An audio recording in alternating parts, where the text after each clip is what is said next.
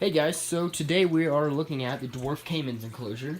If you remember my last video, his enclosure was only the stock tank, and I have been talking about wanting to do exactly what I've done with this enclosure for quite a while now.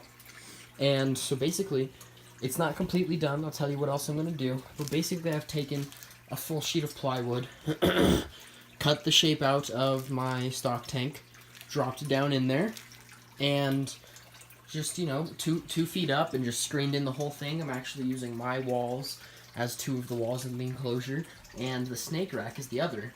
And all the places where it didn't quite meet flush, I put more chicken wire down. And this chicken wire is just stapled throughout the whole thing. 2 hinges and 2 latches. I just really want you guys to realize that was a $20 piece of plywood. I paid $10 for 6 2x3s. Alright? That's $30 so far. I paid $6 for 2 bags of dirt.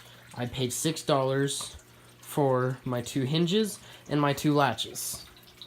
Okay? This stuff is not overly expensive, and these guys don't really require a massively humid enclosure, but it is already above regular temperatures and humidity in the reptile room down here. So the open air cage really works even better. But I see too many people with animals in fish tanks. You can even do what I had before. That stock tank cost me about $60. Alright guys, it is not hard to put your caiman in a proper enclosure. And if you can't do that, you need to not own a caiman. They're wonderful animals, and I believe that they 100% deserve the best enclosures.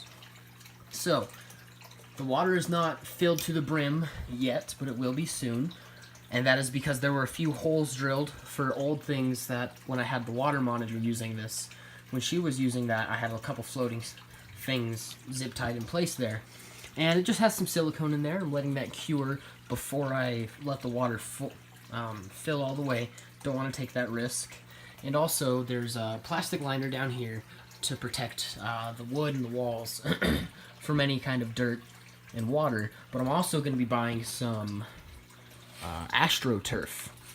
I'm going to be buying some AstroTurf and just doing this whole backside in that. And I think that's going to look great. I have a couple plants that I want to try putting in here. I'm just really excited about it. But like I said, most of all, I just really wanted to show you guys it's not impossible to build a proper enclosure for these guys. Now I realize not everyone has a reptile room or lives in a place where it stays warm enough in the house, etc., to have an open air enclosure like this. But you don't even have to get this kind of plywood. You can get the press board. You can get anything that's even cheaper. You know, it's easy, guys. It's very simple. And I'm just getting real tired of seeing big YouTube channels with dwarf caiman much larger than mine in fish tanks. It's just not acceptable in my opinion. I know a lot of people, personally even, that have kept them in fish tanks. And I see no reason for it. There's no validity behind doing that. One thing I always talked about was wanting you guys to be able to see my clown knifefish a little bit better. You can he's definitely hanging out a lot more. Since this has been set up like this, he's just been a lot less afraid. It almost seems like the caiman spends a lot more of his time on the land or just sitting in the corner of the water, so I don't know. I think just a little bit of change is what he needed to come out. And there's a little jewel cichlid swimming around in the background there. Water looks a little murky because there is a sand bottom, and I did just fill this back up today. So that's why that's going on. And I'll show you what I'm doing for filtration right now. It's the same stuff, just different spots. You know, my input is right there, my input pump, and the input of the pre-made filters right there as well. Input goes down into here, filters all throughout there, drips into the water here, gets heated there, gets returned here, and this is just a regular canister filter, nothing special. I've got my UVB bulb there that I like to keep on top of the water, and you know, obviously just the heat bulb on top of this slate basking spot. And you know, that's basically it. The spots that it didn't quite meet up perfectly because my cut got a little uneven, I did just go ahead and staple down some chicken wire, and I'm going to try and cover everything that you see right now that is wood will be covered by AstroTurf relatively soon. It just got a little late in the day, didn't want to go pick up AstroTurf right now. So, figured I'd show this off. I don't know where my Clown knife just disappeared too, but he's obviously got somewhere to hide, so that's nice.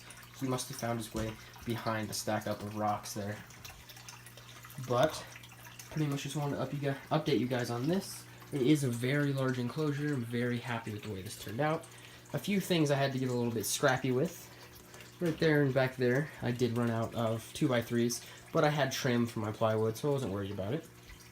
So if anyone's got any questions, go ahead and leave them in the comments. I'd gladly answer them.